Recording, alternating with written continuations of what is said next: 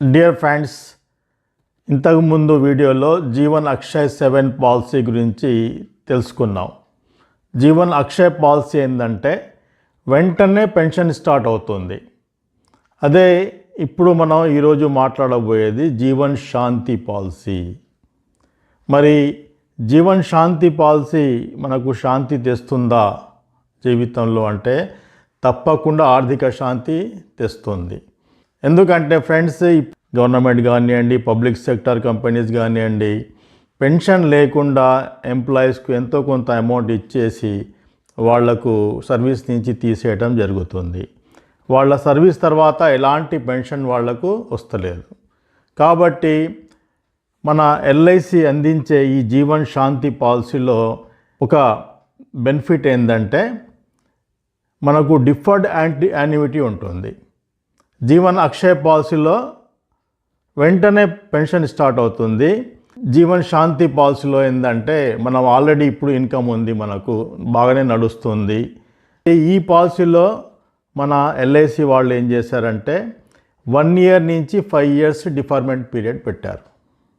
Friends, మన LIC వాళ్ళు కూడా చాలా జాగ్రత్తగా పాలసీలు ప్రవేశపెట్టడం జరుగుతుంది. మన ఎల్ఐసి ప్లాన్స్ని యాక్చురియల్ డిపార్ట్మెంట్ అని ఉంటుంది. వాళ్ళు ఎంతో రీసెర్చ్ చేసి మనకు ఈ పాలసీలు అందించడం జరుగుతుంది. వాళ్ళు రీసెర్చ్ చేసే దాంట్లో మోర్టాలిటీ రేట్ దగ్గర నుంచి ఫ్యామిలీ అవసరాలకు అన్ని విధాలుగా వాళ్ళు స్టడీ చేసి మనకు ఏ విధంగా పాలసీ ఇస్తే బాగుంటుంది అని డిసైడ్ చేసి వాళ్ళు పాలసీ మనకు అమ్మడానికి ఇవ్వడం జరుగుతుంది.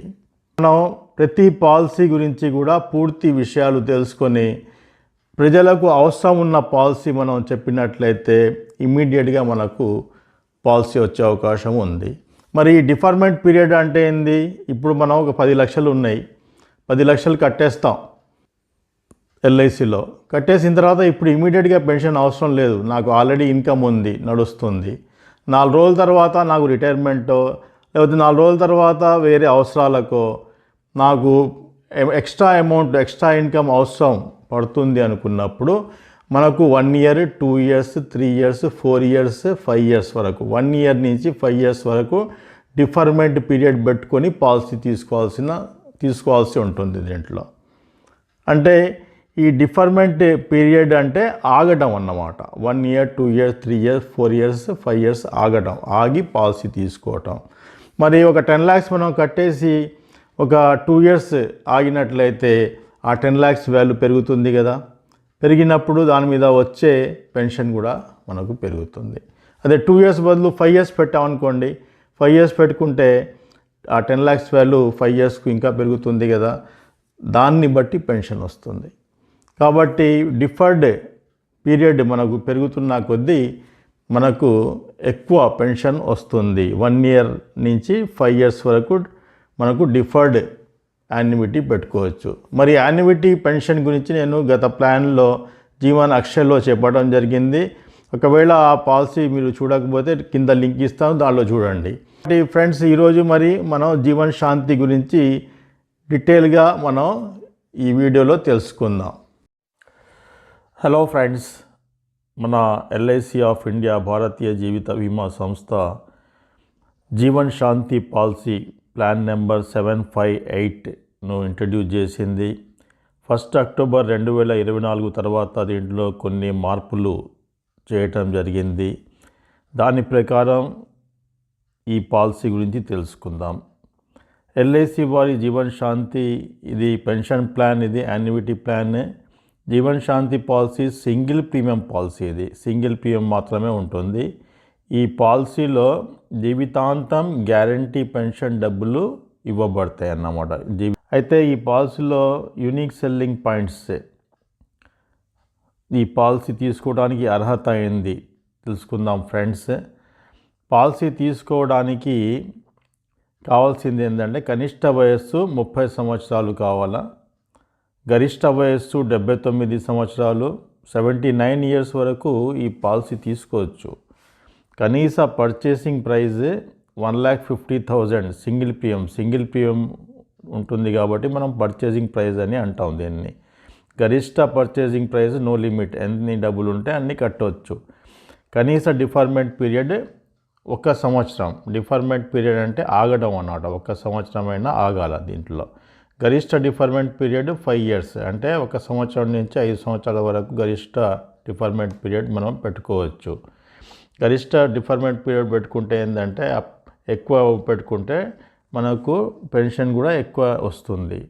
మరి ఈ యాన్యుటీ అనేది 2 రకాలుగా ఉంటుంది. ఒకటి ఏంటంటే సింగిల్ లైఫ్, ఇంకోటేమో జాయింట్ లైఫ్లో పెన్షన్ తీసుకోవచ్చు.